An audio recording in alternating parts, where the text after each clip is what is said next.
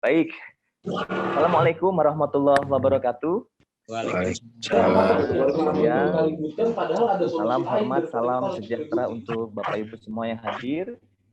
Sama-sama kami hormati Kepala Kesbangpol DKI Jakarta, Bapak Taufan. Dan para narasumber saya mohon izin mengawali, Pak Malik dan Pak Erwin saya mohon izin mengawali. Dan moderator terima kasih tadi sudah mempersilahkan. Dan seluruh organisasi kemasyarakatan se-DKI Jakarta yang hari ini berkumpul pada acara webinar di siang hari ini. Bapak Ibu yang kami hormati, saya mohon izin waktunya singkat sekali ya.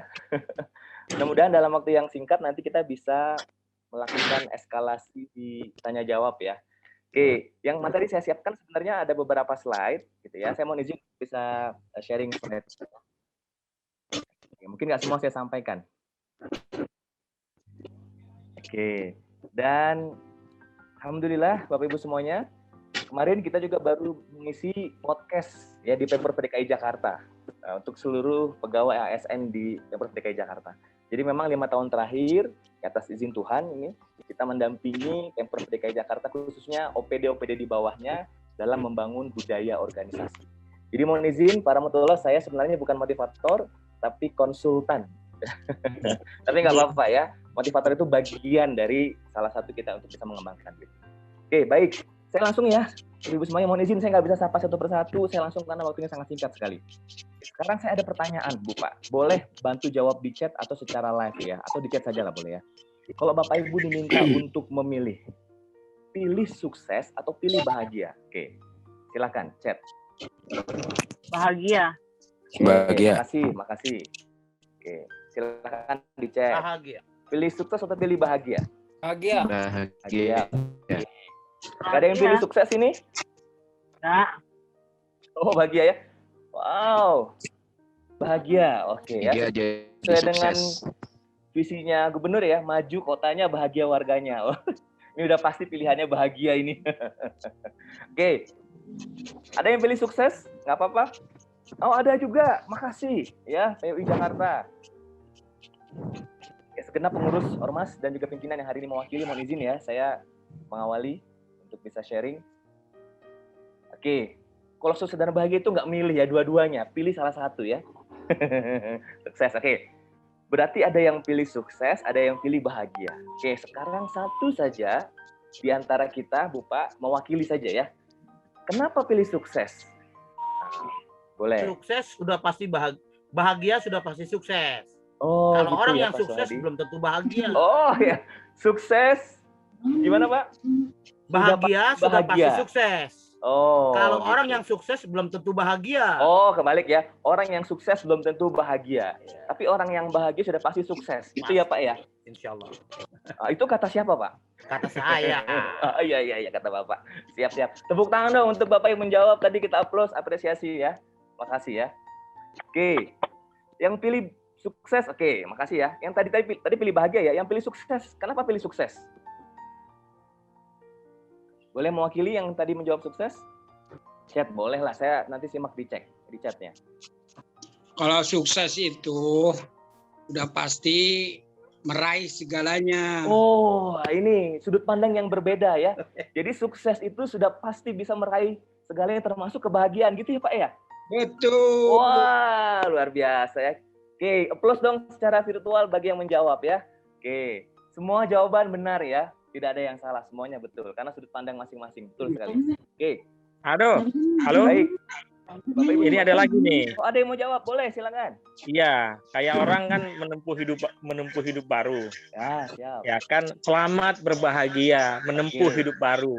Oke. Nggak ada selamat sukses itu. Siap, Pak. Ya, Kompas. Ya. Kalau ngucapin selamat untuk bisa ya ke jenjang yang lebih tinggi lagi dalam kehidupan, pasti yang diselamatnya adalah bahagianya bukan suksesnya. Oke, siap. Makasih, Pak. Saya mohon izin, Bapak Ibu semua jawabannya benar. Saya minta izin untuk mendalami jawabannya. Terima kasih bagi Bapak Ibu yang sudah chat di ini ya, di chat kolom Zoom ya. Makasih. Oke, Bu Pak, sukses. Ya, saya punya sahabat. Ini saya membayangkan, menganalogikan. Sahabat saya itu secara ya dia sudah mapan secara materi, uangnya banyak, mobilnya banyak, istrinya banyak, 1, jangan banyak Pak, 1 cukup Pak ya. Baik. Itu ya. Tapi mohon maaf ya, tapi belum menemukan kebahagiaan atau belum merasakan kebahagiaan. Ada tidak orang seperti ini Bu Pak? Banyak. Banyak. Oke, tapi saya juga punya sahabat saya yang lain. Saya ketika berjumpa dengan sahabat saya ini, saya tidak pernah ya melihat sahabat saya ini dalam keadaan ya murung, tidak. Selalu tersenyum, selalu bahagia. Tapi mohon izin ya, mohon maaf ya, kondisi faktanya ini saya sampaikan apa adanya. Tapi hutangnya masih banyak. Ya, masih nyicil. Kira-kira orang seperti ini ada tidak Bu Pak? Banyak. Oke, berarti Bu Pak bicara tentang sukses gitu ya, belum tentu bahagia. Sebaliknya, jangan-jangan Pak, orang yang bahagia juga belum tentu sukses. Oleh karenanya, yuk sama-sama Pak kita definisikan dulu apa sih sukses sebenarnya, supaya kita clear memahaminya. Apa sih bahagia sebenarnya? Gitu ya. Sukses. Oke, saya singkatkan, waktunya singkat ya. Sukses, saya langsung saja. Sukses itu Bu Pak, ini yang saya pahami, yang saya pelajari, Bapak Ibu semuanya. Sukses itu sebenarnya sederhananya adalah mendapatkan apa yang diinginkan. Nah, jadi sederhana saja. Jadi ketika kita mendapatkan apa yang kita inginkan, maka kita sukses. Tapi pertanyaannya, orang yang sudah mendapatkan keinginannya, dia bahagia belum? Apakah sudah bahagia? Belum tentu. Ketika dia tidak menginginkan apa yang didapatkan. Wah, ini muter-muter nih bahasanya Pak begini. Kayak gini sajalah, sederhananya begini. Bu Pak, Bapak Ibu melakukan aktivitas, gitu ya. Aktivitas keseharian, gitu, aktivitas pekerjaan, kemudian di akhir bulan Bapak Ibu mendapatkan upah. Ini contoh ya, dapatkan gaji. Dapatlah. Tapi kemudian setelah Bapak Ibu dapat, ya, Bapak Ibu sudah sukses. Hasil kerja Bapak Ibu selama 1 bulan dapat, sukses ya, betul ya. Tapi apakah Bapak Ibu bahagia? Belum tentu. Ketika Bapak Ibu sebenarnya tidak menginginkan uang yang sudah didapat. Artinya merasa kurang, merasa belum cukup, sebenarnya dia tidak menginginkan apa yang sudah dia dapat. Sampai sini dipahami ya? Nah, saya kasih sederhana cerita, Pak. Ini cerita yang sering saya sampaikan, saya mohon izin nih. Ya, bagian sudah pernah tahu cerita ini, namanya kisah jebakan 99. Suatu ketika, ada seorang majikan dan tukang kebun. Nah, kemudian tukang kebun ini bekerja dalam keadaan bahagia, Bu Pak. Bahagia, nggak pernah si tukang kebun ini bekerja dalam keadaan murung, nggak pernah. Majikannya lihat dalam teras rumahnya, kok tukang kebun saya bahagia banget ya? Apa rahasianya ya? Saya tanya sama guru saya lah. Kata-kata si majikannya. Gurunya bilang gini, tukang kebun kamu itu tidak terkena jebakan 99. Maksudnya apa guru? Gini saja lah kata si gurunya ini. Uang kamu kan banyak. Sekarang siapkan uang 99 juta. Kamu sanggup? Kata gurunya. Saya sanggup. Oke. Letakkan uang itu di dalam tas atau koper. Tapi tulis di koper tasnya itu, ya di atasnya itu 100 juta. Ya, saya ulang ya. Suara saya jelas, Bu Pak? Jelas ya? Jelas. Oke. Berapa isi kopernya? 100 juta. 99. 99. Nah, tulisannya berapa? 100 juta. Serahkan uang ini ke tukang kebun kamu. Nah, itu kata gurunya. Tapi permintaan gurunya jangan kamu yang serahkan. Minta asisten kamu yang lain untuk serahkan uang ini. Oke, lakukan perintah gurunya. Bu Pak, sampailah uang itu di hadapan tukang kebunnya. Dibuka, uangnya banyak. Saya mau tanya sekarang, tukang kebunnya bahagia tidak menerima uang sebanyak itu? Bahagia tidak, Bu Pak? Belum. Kurang, karena kurang 1 juta. Normalnya, ketika melihat uang dengan tulisan 100 juta, uangnya bertumpuk, kira-kira bahagia tidak normalnya? Bahagia. Bahagia Pak. Betul, apalagi ini diberikan. Bahagia, senang sekali. Terima kasih, gitu kan. Kemudian mulailah si tukang kebun ini menghitung. Dia hitung. Kok cuma kurang 1 juta ya? Kemana ya? Dia hitung berkali-kali. Tetaplah jumlahnya berapa? 99. Jangan-jangan mungkin jatuh nih yang bawa, mungkin teledor nih. Dia keluar, Pak. Ketemu uang itu. Tidak. Nah, dalam kondisi seperti ini, Pak, dalam kondisi gelisah seperti ini, kira-kira apa yang dipikirkan si tukang kebun ini, Pak? Ya, mulai berpikir, Pak. Memang gini, dalam kondisi gelisah. Negative thinking. Iya, benar. Gelisah. Dalam kondisi gelisah, itu mudah sekali dimasuki oleh satu pikiran negatif. Nah, dia mulai berpikir gini, jangan-jangan uangnya diambil nih sama yang nganter. Wah, kurang ajar nih yang nganter.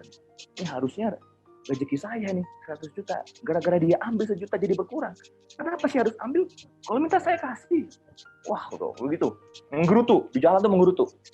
Besoknya tukang kebunnya bekerja dalam keadaan tidak bahagia, Pak. Tidak bahagia. Majikannya lihat. Kok tukang kebun saya berbeda dari sebelumnya ya?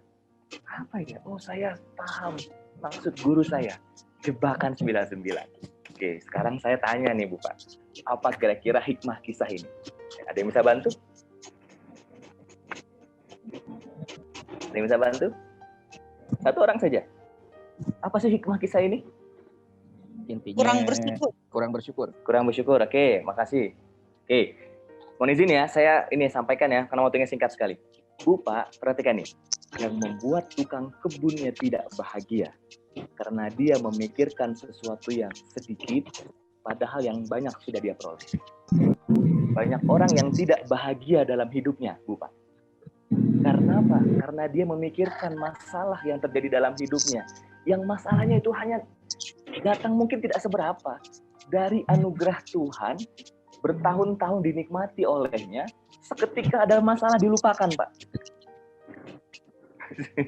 Sekarang saya mau tanya, apa anugerah Tuhan yang sampai dengan hari ini diberikan kepada kita?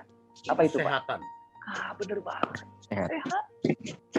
Sehat itu mahal sekarang. Betul ya, apalagi di masa pandemi seperti sekarang. Tapi kita terkadang tuh lupa, Pak. Dalam kondisi sehat kita lupa sebenarnya yang memberikan kesehatan adalah nikmat terbesar. Yang namanya rezeki itu di pikiran kita tuh harus berupa uang. No. Rezeki itu kesehatan. Rezeki itu kita ketemu dengan orang-orang baik. Rezeki itu kita akhirnya bisa anak-anak kita baik, soleh, solehah. Rezeki itu pasangan hidup kita juga sehat. Anak-anak kita bisa tersenyum. Itu rezeki yang besar dan mahal harganya. Iya, Pak ya. Bapak Ibu semuanya, sehingga dalam kondisi orang yang gelisah seperti ini, gitu ya, kalau disingkat gelisah, galau dan merana, gitu ya, gelisah gitu. Pak, Bu, coba cek dalam dirinya, jangan-jangan kita termasuk orang yang kurang bersyukur. Insya Allah. Jangan-jangan gelisah kita yang hari ini masih merasakan kegelisahan, apapun lah gelisahnya, jangan-jangan kita termasuk orang yang terkena jebakan 9. Gitu ya. Bu Pak, dalam orang-orang nih, saya ingin gini, ketika Bapak Ibu nih, saya banyak sekali mendapat masukan dari guru-guru saya, gitu ya. Ketika kita mengalami sebuah situasi, masalah hidup kayaknya berat banget. Silahkan cek ke rumah sakit, Pak. Mereka sedang berjuang ingin sehat. Dan Bapak Ibu sehat. Kadang kita suka melupakan sebenarnya kita tuh anugerah terbesar sudah diberikan.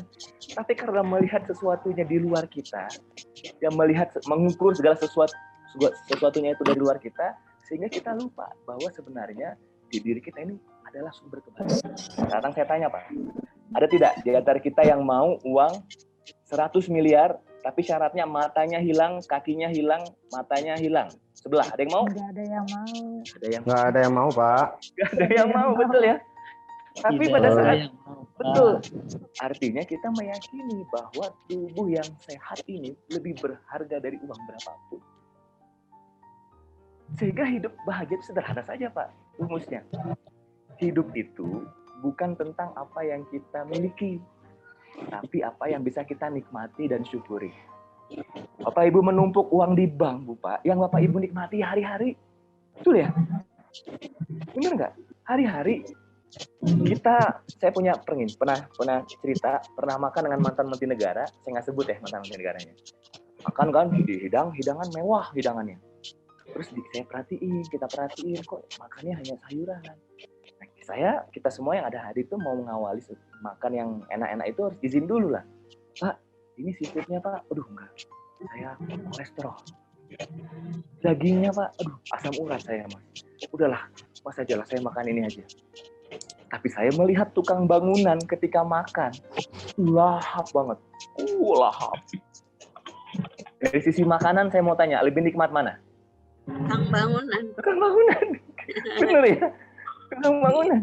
So, oleh karenanya, kalau hari ini ada yang merasakan gelisah dan belum merasakan kebahagiaan, saya justru mempertanyakan di dalam dirinya, jangan-jangan ada yang salah cara kita memahami tentang kebahagiaan. Gitu ya. So, kalau saya tanya sekarang Bapak Ibu, siapakah orang yang paling bahagia hari ini? Jawabnya Saya. Gitu. Yes. Siapakah orang yang paling bahagia hari ini? Saya. Saya, Pak. Yes, saya bahagia. Aplaus dong buat Bapak Ibu para ormas yang hari ini bahagia. Tepuk tangan dulu. Ya. Oke. Bu Pak, kenapa penting ini bicara bahagia? Saya sepakat dengan visinya Pak Gubernur kita ya. Karena gini, para ormas ya, ketika dia tidak memiliki kebahagiaan di dalam dirinya, mereka sederhana. Apa yang kita ingin berikan kepada masyarakat kalau diri kita sendiri bahagia. Baik, terima kasih Pak Armatullah sebagai moderator. Saya mohon maaf juga kepada kawan-kawan karena posisi lagi di Pekanbaru, Pak. Dari jam 3 ini harus ke bandara untuk mengejar pesawat. Jadi jelas Pak, jelas Pak? Betul, jelas ya. Luar biasa jelas walaupun dari daerah ya. Ya, baik. Terima kasih Pak. Terkait dengan amanat panitia yang minta saya menyampaikan mengenai survei, memang saya meminta kepada panitia karena ini terkait dengan program kita. Mudah-mudahan dengan setelah mendapat pencerahan dari Pak Sauki, bahagia ormasnya, bahagia juga Pemdanya, dan hasilnya juga bagus surveinya. Begitu Pak. Jadi karena waktu terbatas, saya singkat saja Pak. Sebelum ke bagian mengenai survei ini, saya ingin flashback ke belakang mengenai sejarah ormas itu, bagaimana ormas dipandang atau dinilai berjasa dalam membentuk negara ini. Jadi ormas itu sudah lebih dulu ada dibanding negara ini ada. Kita mengenal adanya nama Ormas Budi Utomo, kemudian Ormas Syarikat Islam, NU, Muhammadiyah, dan lain sebagainya. Lalu kemudian ormas ini pada masa Orde Baru ini cenderung dibungkam. Ya, masa Orde Lama cenderung dibiarkan karena dianggap berjasa, Orde Baru dibungkam. Lalu Orde Reformasi ini kembali dibuka kerannya. Jadi sekarang ini mendirikan ormas ini ibarat mungkin sama seperti membeli kartu SIM seluler mungkin Pak. Dalam catatan kita ini malah juga jumlah ormas yang ada di Indonesia itu sekarang itu sudah mencapai 485 ribuan. Yang terdaftar di Kemendagri saja hanya 2.100, tetapi yang paling banyak itu di Kumham mencapai 458.588. Nah, lalu timbul pertanyaan, ketika ormas sudah sekian banyak ini mau diapakan? Sementara regulasi itu hanya mengatur 3 hal, mengenai pendaftaran, mengenai pengawasan, mengenai pemberdayaannya. Mengenai pendaftaran, pemerintah dalam hal ini Kemendagri dan Kumham dianggap sudah cukup berhasil melayani ormas. Terbukti dengan ormas jumlah yang cukup banyak dan tidak ada hambatan dalam pelayanannya. Walaupun ada beberapa ormas yang memilih tidak terdaftar, memang itu hak mereka dan dilindungi juga oleh undang-undang. Putusan MK nomor 82 tahun 2013 menyatakan bahwa kepada ormas juga boleh tidak terdaftar. Mau terdaftar boleh, tidak terdaftar pun juga boleh. Nah, setelah dianggap cukup berhasil di dalam bidang pendaftaran dan juga dianggap cukup berhasil dalam bidang pengawasan, lalu timbul pertanyaan, pemerintah sudah melakukan apa terhadap ormas? Karena selama ini pemberdayaan yang amanat undang-undang seakan-akan hanya pemberdayaan dalam bidang keuangan saja. Dan itu lebih banyak dikenal ormas dibanding pemberdayaan bidang lain. Mungkin ormas mengenal juga namanya hibah, dan hampir setiap Pemda umumnya rata-rata itu yang dikejar oleh ormas. Hibah semua. Nah, kita mulai di Kemendagri ini meminta daerah untuk memikirkan pola pemberdayaan yang lain. Bukan hanya masalah pemberian uang semata saja, mulai dipikirkan kepada ormas ini misalnya pemberdayaan di bidang bantuan-bantuan program. Kemendagri telah memulai dalam 2 tahun terakhir ini bentuk pemberdayaan berupa bagaimana meningkatkan wawasan kebangsaan bagi pengurus ormas bekerjasama dengan Lemhanas. Karena sekarang ini isunya lagi meningkat, isu mengenai ormas-ormas radikal. Kita tahu ada beberapa ormas yang pemerintah sudah bubarkan. Dan kita coba dengan program tersebut. Kemudian juga di akhir tahun ini rencana kita akan menggelar Ormas Expo, di mana kita akan pertemukan ormas-ormas yang bergerak di bidang ekonomi, khususnya di bidang perkebunan dengan pertanian, agar hasil perkebunan pertanian mereka ini bisa tersalurkan ke pihak swasta. Dan rapat-rapat sudah dimulai. Nah, kaitan dengan hal pemberian tersebut, tentu harus ada semacam tolak ukur, Pak, dalam pemberiannya. Karena selama ini kita menganggap hibah-hibah itu lebih kepada unsur, mohon maaf, tanda petik kedekatan atau kesukaan. Yang tidak dekat, yang tidak suka, ya agak susah dia mengakses dana hibah. Jadi kita ingin semacam ada tolak ukur, ada ukurannya. Nah, akhirnya mulai tahun ini kita coba yang disebut namanya indeks kinerja, pengukuran indeks kinerja ormas. Bagi ormas baik badan hukum maupun tidak badan hukum. Nah, kebetulan karena kami di Kemdagri ini hanya menangani ormas yang tidak badan hukum, kami hanya mencoba menilai ormas yang tidak badan hukum dulu. Jadi dari 2182 ini seperti apa penampilan, kinerjanya seperti apa. Nanti dari hasil tersebut kita bisa tentukan bahwa ini ormas ini memerlukan bantuan berupa uang, ormas ini memerlukan bantuan berupa barang, ormas ini memerlukan bantuan berupa program. Nah, itu yang kita minta kepada Kesbang DKI, karena kebetulan di catatan kita ini Kesbang DKI termasuk 3 besar ormas terbanyak di Indonesia setelah Sulawesi Selatan dengan Sumatera Utara. Ini DKI jumlah ormas cukup besar, jadi kita meminta kepada Kesbang Provinsi DKI, minta tolong untuk menyebarkan survei ini agar ormas mengisi, supaya kita bisa menentukan kira-kira arah kebijakan ke depannya seperti apa. Dan hal-hal yang diisi pun kita sederhana saja, jadi ada 2 bagian, yaitu bagian pertama itu mungkin hanya berupa profil ormas pengisi, namanya, kemudian mungkin nomor SKT atau nomor SK badan hukumnya, masa berlakunya, tahun berdirinya, status bidang kegiatannya seperti apa, kemudian bergerak di bidang apa, kemudian jenis ormasnya ini apakah berbasis anggota atau tidak, atau berjenjang atau tidak, kemudian sampai kepada media apa yang mereka gunakan untuk menyebarluaskan kegiatan maupun informasi ormas mereka. Nah, bagian kedua ini yang kita ukur, yaitu mengenai ada 2 variabel, variabel sumber daya dan variabel program. Yang lebih jelasnya nanti bisa ditanyakan langsung ke Kesbang DKI. Dan untuk memulai yang tahun ini, sebetulnya kita sudah mulai mencoba di tahun 2020, walaupun sifatnya dicoba. Kita sudah mulai coba. DKI ini kebetulan targetnya itu sekitar 200 ormasan, kalau tidak salah 200. Sebentar saya cek ini DKI. 237 DKI itu waktu tahun lalu kita coba, tetapi yang mengisi waktu itu hanya 42. Memang kita juga tidak menuntut untuk mengisi semua karena baru dicoba, tetapi harapannya di tahun ini mudah-mudahan yang 237 ini juga bisa mengisi semua. Cuma ada hambatan dari Kesbang, katanya ya kami juga tidak bisa juga menuntut ormas untuk tetap bertinggal atau beralamat sekretariat yang sama selama bertahun-tahun.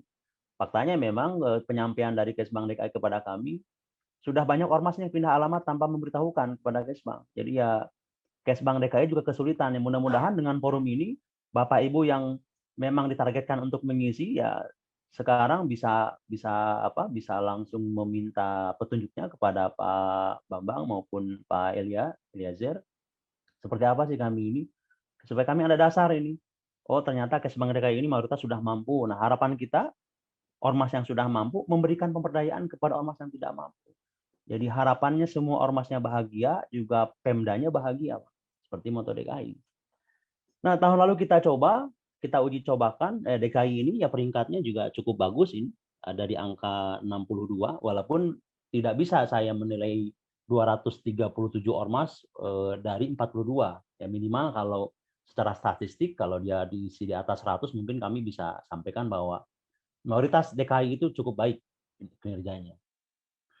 Dan pertanyaannya pun yang kami tanyakan juga tidak begitu ini kami minta ormas untuk mengisi sesuai dengan fakta yang ada, yang dialami maupun terjadi di ormasnya. Kami hanya menanyakan, misalnya pertama terkait kepemilikan kantor dia, kemudian menanyakan apakah mempunyai karyawan, menanyakan mengenai sumber pendapatannya, mengenai penerimaan sumbangan dari bagi kegiatan ormas, mengenai pemanfaatan anggarannya yang telah diterima, mengenai akuntansi pelaporannya dan lain sebagainya, di mana masing-masing pertanyaan ini pilihan ganda, hanya pilihannya satu di antara 4.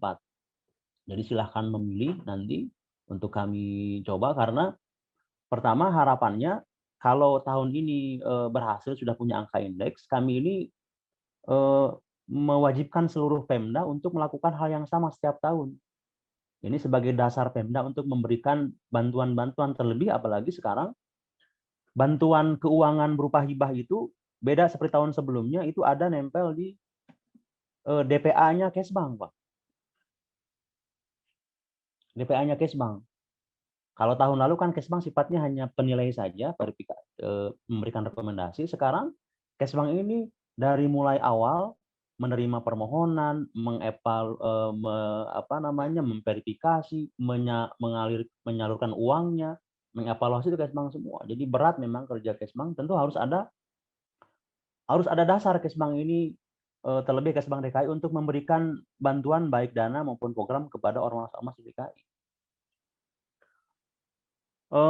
Saya kira mungkin itu Pak, singkat. Saya sih lebih memilih nanti kita diskusi untuk tanya jawab. Intinya kami mohon kepada rekan-rekan ormas di DKI, karena DKI ini termasuk ormas yang 3 besar di Indonesia. Jadi kami meminta, ini cerminan Indonesia itu ya ada di DKI, meminta mohon kiranya Bapak Ibu dapat ikut berpartisipasi dalam survei pengumpulan indeks kinerja ormas ini untuk penentuan kebijakan lebih lanjut di masa mendatang sesuai dengan tugas kami sebagai regulator. Mungkin itu yang bisa saya sampaikan kepada Bapak Ibu sekalian. Nanti mohon maaf kalau tiba sesi tanya jawab, mungkin saya beralih ke via HP, nanti sambil menunggu waktu untuk boarding saya bisa saya jawab untuk Bapak Ibu, saya berikan jawaban. Baiklah.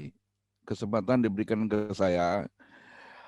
Yang terhormat Pak Kaban, Pak Taufan, teman saya Pak Eli, Ibu Mia, yang saya hormati teman-teman dari Kesbangpol, izinkan saya memberikan suatu sharing pengalaman. Jadi saya sebenarnya di Lembaga Cegah Kejahatan Indonesia Provinsi DKI, kita juga ormas. Jadi kita sama-sama ormas, kita saling menukar pengetahuan. Jadi mungkin ada hal-hal yang saya kurang, ya mungkin tolong diberi masukan. Nah, pekerjaan saya memang background saya engineer, saya memang di concern di IT, tapi saya juga sebagai praktisi cegah kejahatan di LCKI, yang sejak 2010 kita sudah ada di DKI Jakarta. Selanjutnya akan saya jelaskan bahwa ini tema yang diberikan teman-teman dari Kesbangpol. Itu tema saya adalah membangun karakter ormas yang kuat, berkomitmen permanen murni dalam membangun, menjaga keutuhan NKRI. Nah, ini saya akan kasih kurang lebih nggak sampai 20 menit.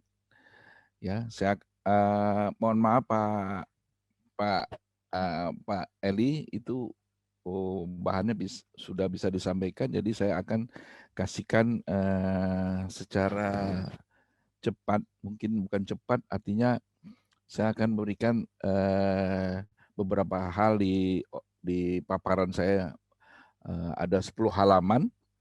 Jadi berikutnya kita mungkin sharing tanya jawab, karena kehidupan era digital ini mau tidak mau kita mungkin harus terima, karena memang apapun kita harus terima, nggak bisa kita tolak.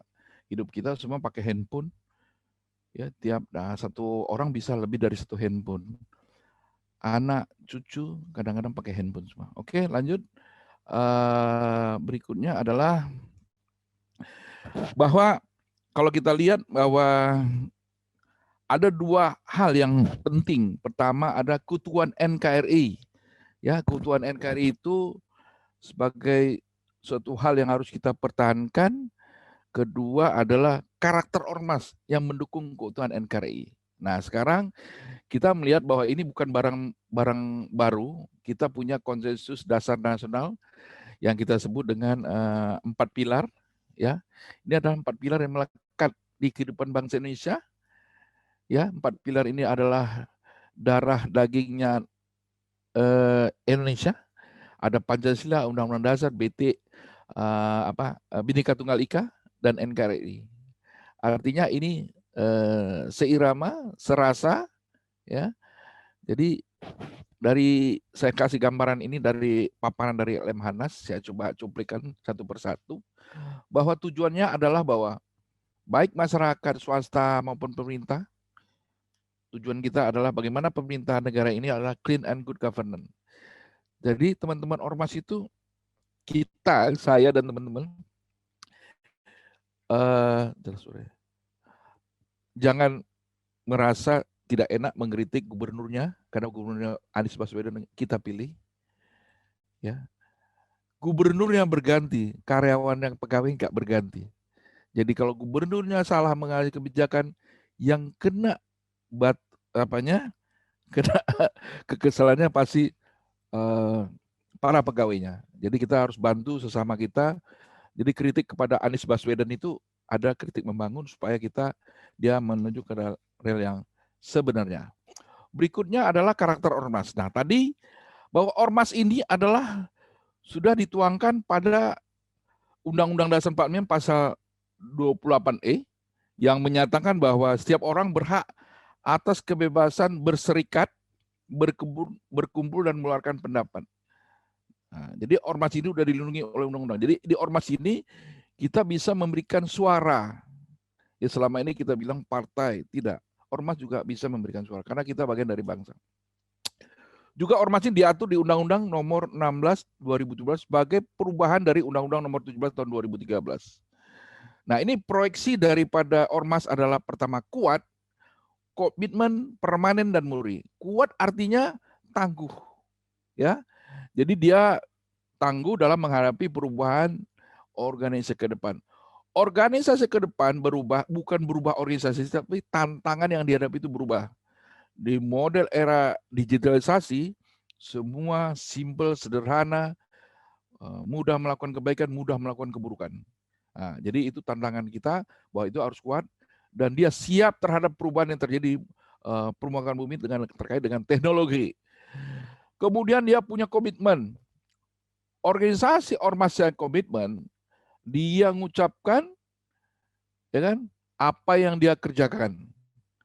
Dan dia harus bisa mempertahankan visi dan misi organisasi sesuai dengan ada di dalam ADRT. Ini komitnya. Jadi jangan berlari dengan kalau organisasi ormas yang keagamaan, ya keagamaan, organisasi kepemudaan, budaya. Jadi harus komitmen terkait program-program terkait dengan bidang masing-masing.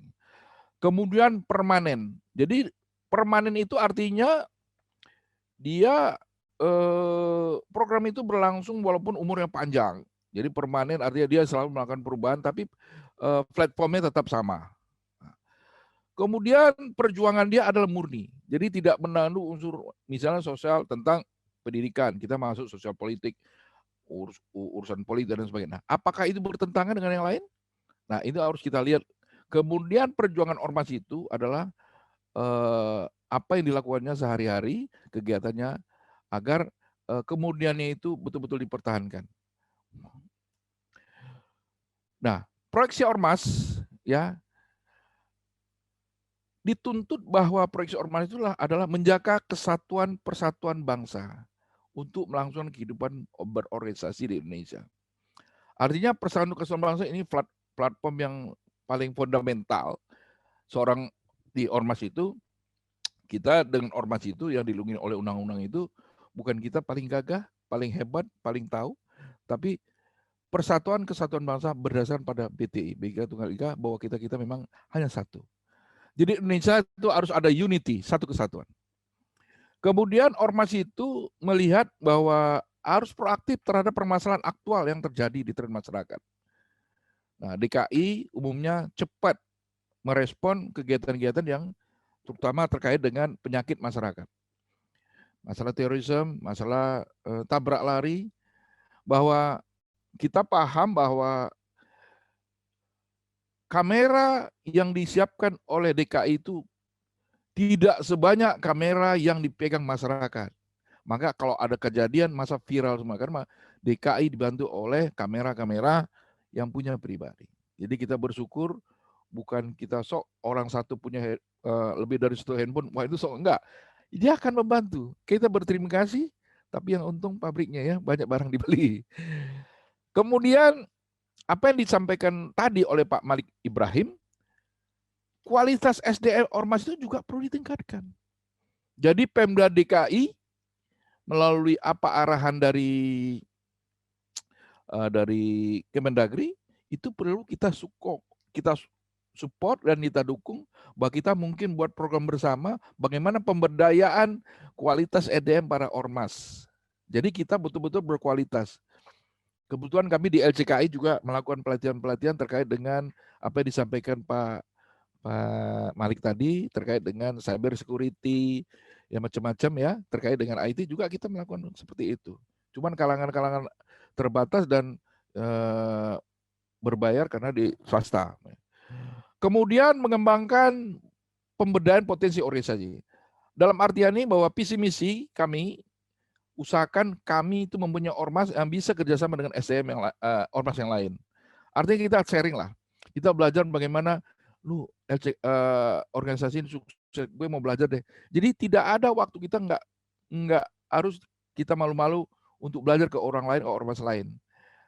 Jadi jangan, karena kita tahu bahwa perubahan organisasi tergantung perubahan alam di sekitarnya. Kemudian kita balik terkait dengan jenis kejahatan. Kejahatan di Jakarta itu lebih kurang 45.000 kejahatan tahun lalu. Kemudian dikerucutkan kita kepada kasus ini adalah kejahatan terkait dengan teknologi informatika, itu cyber. Kalau cyber terkait dengan alat yang disebut dengan handphone Android. Jadi handphone Android itu bisa segala-galanya. Jadi di sini cyber itu terkait dengan mudahnya orang mengucapkan bohong, mudahnya orang mengucapkan kebaikan, itu seimbang digunakan dengan cyber. Dan perangkat handphone like that seperti ini dia nggak ngerti apa-apa. Yang penting gue bisa memberikan kemaslahatan untuk orang lain. Tapi kalau digunakan untuk kejahatan, dia mungkin tidak tanggung jawab. Oke. Nah, teknologi komunikasi informasi yang ada sekarang kita membagi 3 subsistem. Pertama, infrastruktur. Ada jejaring media, ada muatan. Nah, infrastrukturnya bisa digunakan di indoor maupun outdoor, ya. Jadi infrastruktur artinya penggunaan daripada teknologi komunikasi informasi oleh siapa? Pelakunya siapa? Nah, itu bisa tokoh masyarakat, tokoh partai, tokoh apapun, pemuka agama, pemimpin, guru-guru dan sebagainya, agar bisa mempengaruhi orang menggunakan teknologi informatika tadi. Nah, terus kemudian digunakan jejaring medianya bagaimana? Apakah jejaring media offline atau online? Nah, sekarang kita pakai online. Offline mungkin kita bisa ketemu muka sebelum pandemi. Kemudian jejaring itu bisa dilakukan melalui social gathering atau door to door dan sebagainya, atau workshop, diskusi dan seminar. Muatannya adalah secara fisik itu bisa teks tulisan, kemudian gambar, atau video. Seperti yang disampaikan Pak yang tadi yang pertama. Nah, peralatan-peralatan itu yang umumnya dipakai, kalau kita lihat di bawah ini adalah ada notebook atau PC, kemudian ada HP Android. Nah, aplikasinya macam-macam yang bisa disampaikan oleh para provider aplikasi IT. Seperti misalnya BBM dulu ada, sekarang Facebook, sudah lama Facebook sampai sekarang masih oke-oke saja. Kemudian ada Twitter, SMS, kemudian ada internet messaging, email, website, video, dan blocking untuk private. Dan sekarang yang paling tren adalah WhatsApp. Nah, WhatsApp ini paling tren karena ini bisa grup, bisa video conference dan sebagainya. Secara harfiah, teknologi ini adalah bisa disampaikan secara positif, negatif, memberikan semangat, memberikan nilai tambah dengan adanya gadget, orang bilang memberikan solusi dengan singkat, kan? Nah, bisa juga isinya ini bisa merendahkan, melemahkan, ya memberikan provokatif, memfitnah dan menipu. Nah, ini secara harfiah kita lihat seperti itu yang terjadi. Mungkin ada yang lain, nanti kita silakan. Nah, kalau kita punya handphone seperti ini, kita seolah menggenggam dunia. Karena ini kita bisa lihat. Kalau bapak-bapak, ibu-ibu menggunakan handphone, ibu nggak usah ke Eropa, ibu pakai Google Earth, ibu bisa lihat menara Eiffel, bisa jembatan mewah, bisa lihat dari sini dengan harga murah. Jadi kita nggak usah pergi ke sana, seperti ini. Kemudian dengan menggenggam dunia, kita bisa mencari berita tentang fluktuasi dolar, perubahan dolar, terus fluktuasi harga emas, macam-macam. Nah, tapi ada juga karena dia merasa menggenggam dunia, dia melakukan kejahatan. Nah, di sini kejahatan itu mungkin mentalitas dari ini kan agak terganggu. Apa aja yang umum itu adalah isu-isu sara tentang suku, agama, wajah dan sebagainya, itu isu-isu disampaikan. Anti pemerintah, isu anti pemerintah karena pemerintah ini jalim dan sebagainya, itu dilakukan oleh fasilitas aplikasi WA itu dan Twitter. Nah, yang paling heboh yang tidak sampai sekarang adalah hoax, berita bohong, berita yang faktanya tidak sesuai. Di Amerika ada berita bohong yang ngomongnya Obama waktu itu, tapi dengan teknologi intelijen, artificial intelligence, wajah orang yang ngomong itu bisa menyampaikan berita yang tidak sebenarnya. Nah, itu sudah masuk Indonesia. Jadi hati-hati, walaupun video disampaikan, itu belum tentu benar. Kita harus tarik sama asisten. Ini lu presiden tuh benar nggak ngomongnya. Kemudian info hasil pemilu yang tidak update.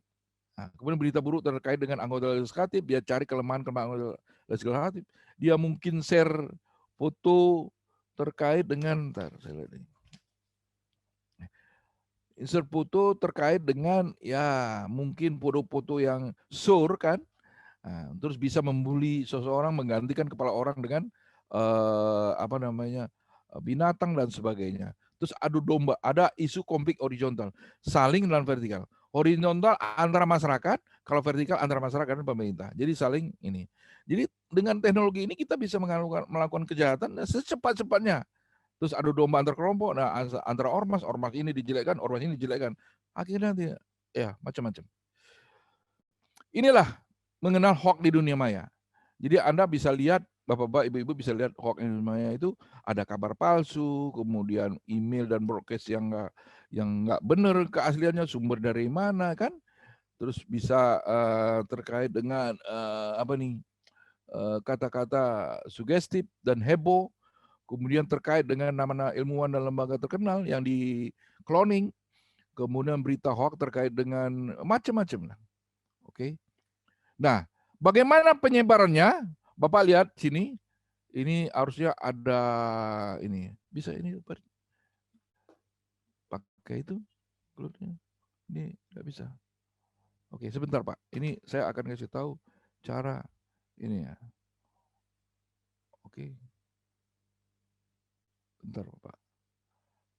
Apa kayak? Oke. Nah, ini Bapak lihat, ini adalah saya anggap sebagai, kalau kita bicara teknologi GSM, seluler yang kita pegang, dia menggunakan peta heksadesimal. Ya. Nah, kita contohkan ini salah satu kasus. Nah, yang di lingkar merah ada sumber dari isu-isu tadi, kemudian dia menyebar kemana, dia akan kontak ke yang lain, kemudian menyebar lagi, akhirnya dia menyebar lagi, akhirnya seperti ini. Ini hitungannya detik, bukan hari. Makanya ini yang disebut viral itu karena memang teknologi ini dia pindah-pindah dari satu sel ke sel lain. Nah, ini disebut sel. Sel ini direncanakan oleh operator, sel-sel ini namanya sel-sel ini, sel-sel seluler. Makanya disebut seluler. Nah, ini yang terakhir adalah bagaimana sikap kita terkait dengan kejahatan IT. Nah, tentu kita harus belajar. Apa disampaikan Pak Malik Ibrahim, perlulah nanti ormas, saya juga bisa menjadi trainernya untuk memberitahu apakah teknologi ini, Bang Erwin, yang kita gunakan, apa kelemahannya. Nah, tapi tanpa mengubah budaya kita. Jadi budaya tetap, seperti orang Korea, Jepang kan budaya tetap jalan. Kemudian selalu memberikan feedback positif kepada para ormas yang sudah baik kepada sama. Jadi harus gali feedback positif. Jadi jangan membuat resah. Artinya begitu maksudnya. Nah, siaga terhadap waspada terhadap kriminal WA berkaitan dengan hoax. Jadi kita harus benar-benar